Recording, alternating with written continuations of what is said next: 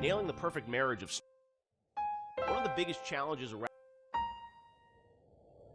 nailing the perfect marriage of story to gameplay is a science that many developers still struggle with today. BioShock has left an indelible mark on gaming narrative that can be seen and felt in many modern releases, but Irrational's motto remained from the beginning: don't start with the story, start with the gameplay.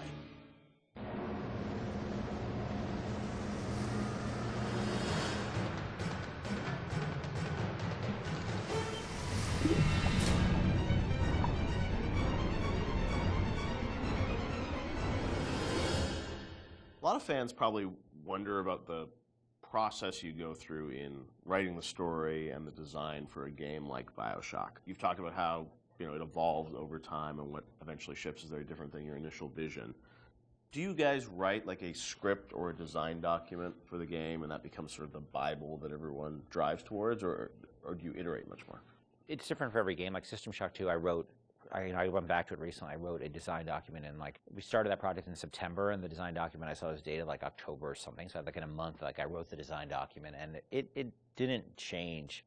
A lot of it, got expanded upon, but the basic design really didn't change on that. Where on BioShock, I think it evolved in real time much more. We had a pretty substantial design shift, like a year before the ship date. For BioShock? BioShock, yeah. It got to be much more about the experience of being in Rapture than about being in your character sheet. And so the game evolved more towards that experiential kind of thing and making sure every idea was expressed in the world as well as just on your character sheet. So before you'd have a lot of things like, oh, I'm doing fire damage or electrical damage, but that was sort of a number flying off ahead versus, the whole notion of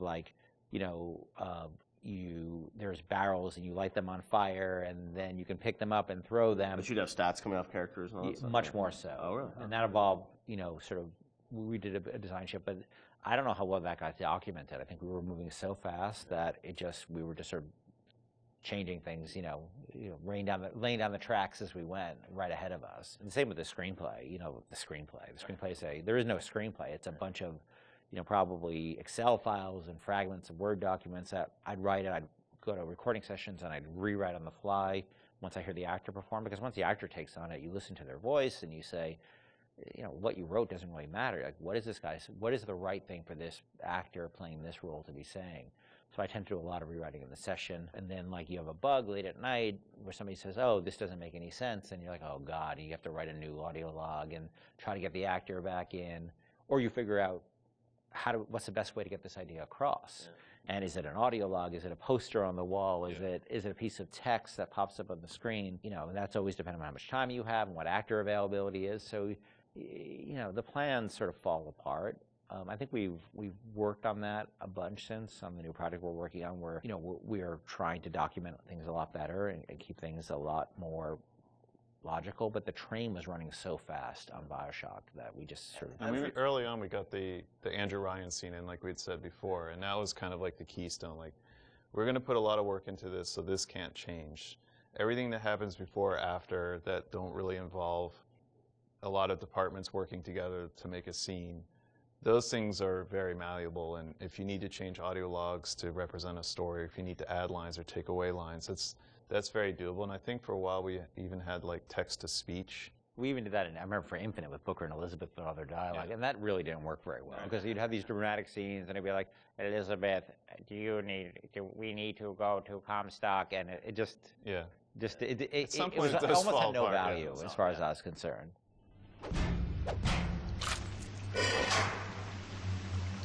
Atlas Radio on ahead says you were looking for an invite to the fisheries. Nuts, I say. But if your head's up to the Wharf Master's office and find old Peach a research camera, maybe I could manage an invite. Ken has so much of, these games in his head, and you're sort of, you can keep it all straight, or try to, with all the different things and changes. But from the team perspective, Sean, because this is evolving and Ken's thinking in his head about how this all ties together, how does the team sort of keep up with, what the whole game's going to look like? There's a lot of specifics that can change. For instance, Atlas used to have a Southern drawl. Right. And then, we recast to the Irish. And we actually cast an actor, wrote the lines, did the whole thing and realized that people hated that character and distrusted him from the first start. So we had to rewrite him, recast him, redo everything. Yeah, from a team perspective, you kind of get a sense on which things are going to be really volatile and that you probably want to push off till later, because if you work on it now, it might change. Larger themes don't tend to change too much, meaning we knew we were in Rapture, we knew we had Big Daddies, we knew we had Little Sisters, we knew we had Splicers, we knew what the arc of the story was about Jack coming into Rapture, and the specifics of this radiolog versus that radiolog didn't really affect anyone outside the audio team at that time, because we could still build the environment. We still knew what the environment was. We still knew what the animations were. There are areas you learn just by working in the same space for a while that this scene, I'm not touching this yet because I know that it's going to get changed a lot. I think these themes are pretty nailed down, so I'm going to focus the team on getting these things done.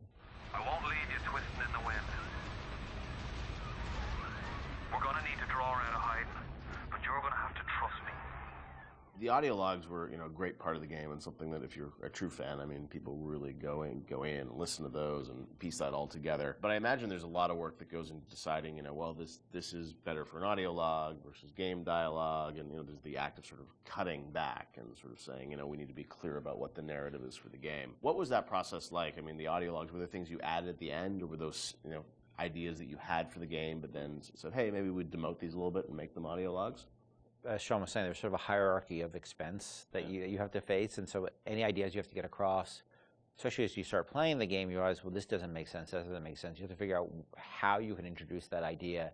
And generally, as the train is moving, you try to think of cheaper and cheaper ways to get those ideas across. It's less important, it goes to an audio log. If it's less important, it goes to a poster on the wall. Well, there's also characters that you can bring in that have audio logs that aren't, Atlas, Tenenbaum, those are your big ones.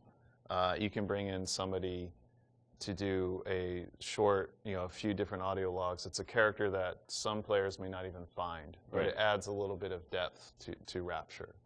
And it also, usually each character generally is about a certain idea, and we don't just sort of come up with characters, we have an idea problem that we need to solve, and so let's introduce a character who's this guy, and he will be the guy who sort of shepherds you through that idea. Julie, my dear, I am trying to run a business here. You want to spend time with my honeybees? Well, I'm going to have to start charging you for the pleasure. If I come out one more time and find you lolling out there amongst my hives, I'm grabbing my shotgun. As to your question, yes, my days in beekeeping school are a blur. But I do seem to remember something about that enzyme you keep blabbing on about. So as you're going through the game and, writing things, rewriting things, were there things with the original BioShock that you've always been surprised that more people didn't pick up on, or was there something that, a connection to a character you thought was really going to resonate with people, which, didn't? Anything like that? No, it's the opposite. Yeah. I was amazed, I don't know how you felt, but I was amazed how many people connected to the Would You Kindly stuff. Because I think it was when I wrote that speech, I don't think anybody on the team was like, oh my God, this is really this or that. And I don't think I really had any sense that people were going to connect to it. I think we ended up sort of over time finding more ways to support the notion throughout the game. Yep. And I don't think I really, until I heard Pat put together the revelation moment, where it's where you had all the bits that Atlas had said to you in the past building up, and then there was a visual that went along with that. That's when I realized it was going to be a really powerful moment. But even so, I still did I think people were really going to connect to it or really even understand it? Because it's pretty out there.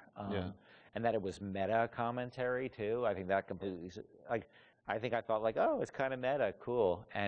But people connected to it in a much bigger way. Yeah, the choice and everything, and also just, being able to kind of roll back and think of all those other moments throughout the game. And it's, a great revelation like that, they're few and far between in games where you sort of then you want to play it again, you're just oh wow, really, that does all make sense, right? Yeah, I think as a team, we were definitely proud of what we had done. But up till that point, SWAT 4 was the biggest game that we worked on, and we had no expectation of that anybody would pick this up. Or even BioShock cosplay. I remember the first cosplay I saw with the guy in the Big Daddy suit, and his little daughter was in the kitchen cabinet. I think that was the first one I saw. I was like, whoa, people know this stuff, that's insane. Yeah, people were building these outfits, and that only expanded with Infinite. I mean, that sort of went crazy with Infinite, with people cosplaying Elizabeth and Luteces and Booker. It meant a lot to people, and I don't think that's something we ever saw coming, and we're deeply grateful for it, because it's one thing to make a game and get good reviews and stuff like that. It's another thing to have things that people are having their weddings themed around it, and their tattoos and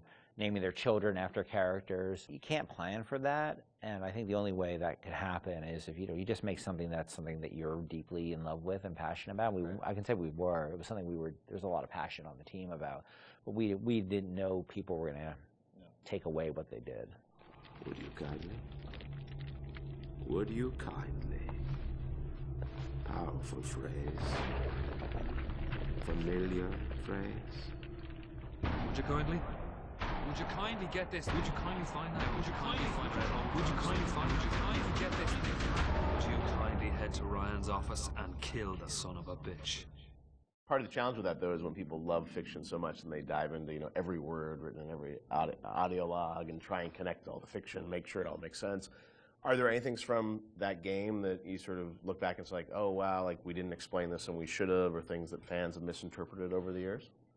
There are things we think that we did that should have or shouldn't have been in the game. Like I was never a fan of having two endings, and I think that's what the publisher was asking you to sort of have a. That was the one thing that 2K, and they were very hands off. That was the one thing they insisted on, and it's not something I really thought was a good idea, because they're still limited, even though they're multiple. They're still limited, and so that was something that we ended up doing. One of the endings was far better than the other one. I mean, there's no. It's clear that I was much more interested in the happier ending with the little sisters than I was with the nuclear submarine ending. I'm sure part of it was the idea that if this game is, if you're making a choice throughout it, I'm sure when some old people are like, oh well, then it has to be a payoff, right? Right. Except the game was really about lack there of was no choice. choice. Yeah, About not being a exactly. choice. So that always struck me as a tension that was weird. But look, at the end of the day, they were putting up a lot of money, and so I can't really complain. They weren't dictatorial at all during the development. So that was the one thing. But that's a game that I wouldn't have put the boss battle in, the final boss battle. Like